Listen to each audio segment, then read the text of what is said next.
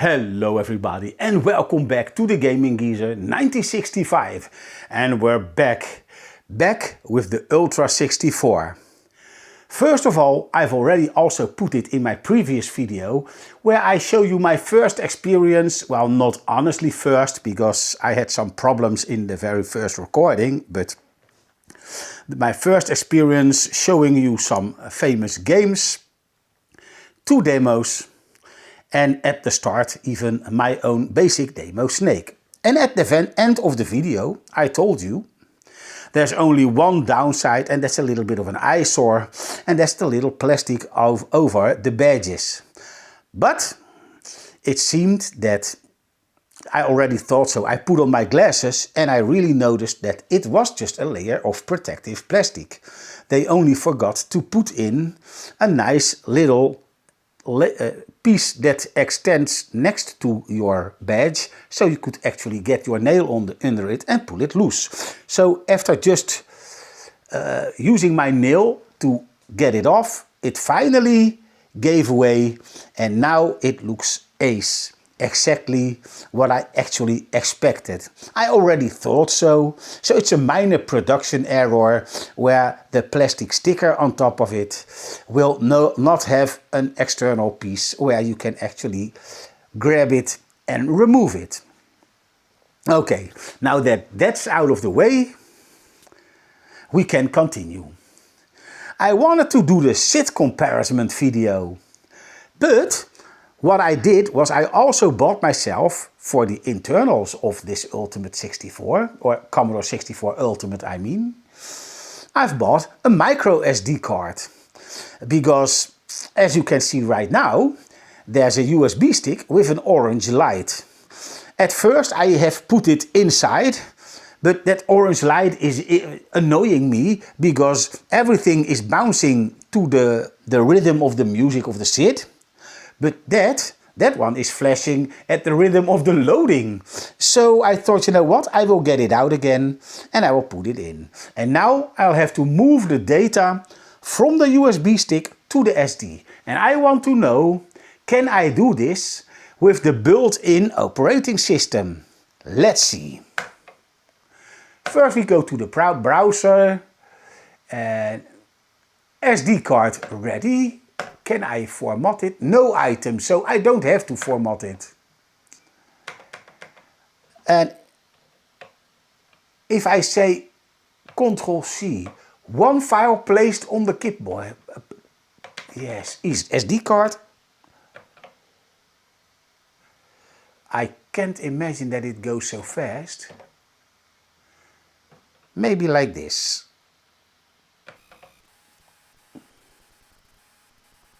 Well, at least we're seeing the word copying. First let me explain. What I did in the first screen was I just pointed the USB stick and then did Commodore C for copy. And then I went to this part of the storage and went Commodore V for paste. I was kind of expecting a little bar to go from left to right. But at the moment I don't see any action. So maybe I should have done the same as I did with the copying of Jiffy DOS. So that I have to select every item. But if this is the case, it will take too long and I will just get the microSD out, use this little card to put it in my USB, or I mean, I got a USB stick where you can insert all kinds of different microSD and SD cards, and then I want to copy the contents to the microSD using the laptop instead of the Commodore 64 Ultimate. But I'm seeing the drive flashing, I'm seeing the word copying, so I'll guess we just have to be patient. What I'm going to do is in video edit, I'll just cut out the waiting time after I quit jabbering.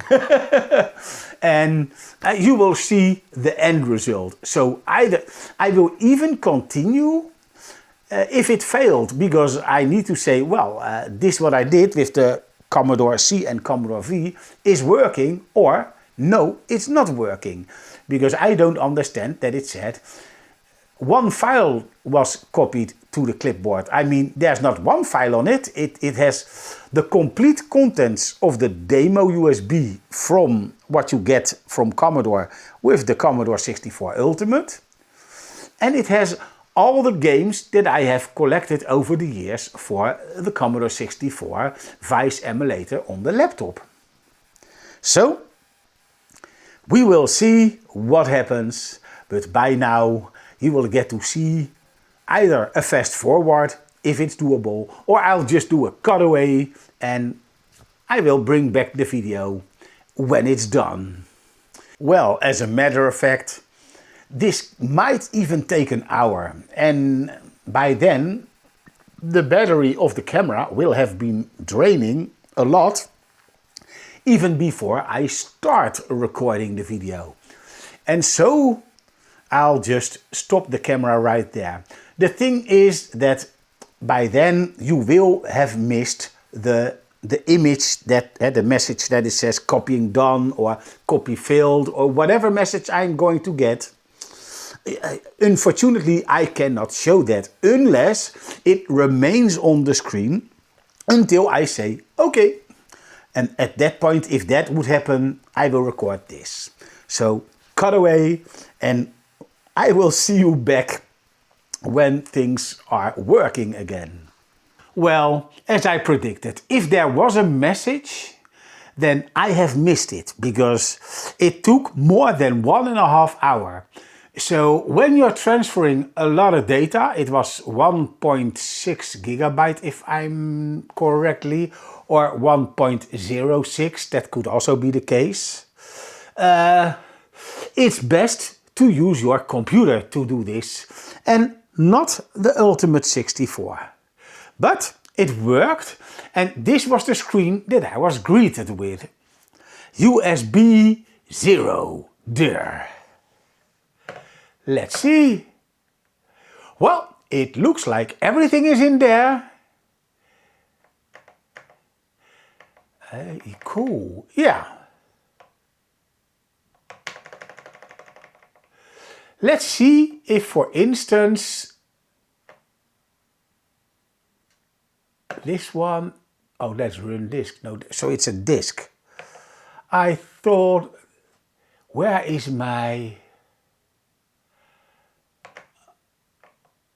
Oh, here, never mind. This is the Starlight. Let's see if everything is in there, but it looks like everything is complete. And yes, it is. So, now the contents of this USB stick is on this SD card, which is internal. So I can actually remove this one and have nothing on the outside, and only use the USB stick for when I download a new game on the laptop. I can just put it on the USB and only transfer one file or two files, because that will be not so such a big task for the Commodore 64 Ultimate. So yes, I will rerun this one more time. Yes. So what I did was I just select this without going in it. Then I hold the Commodore key and press the C for copy.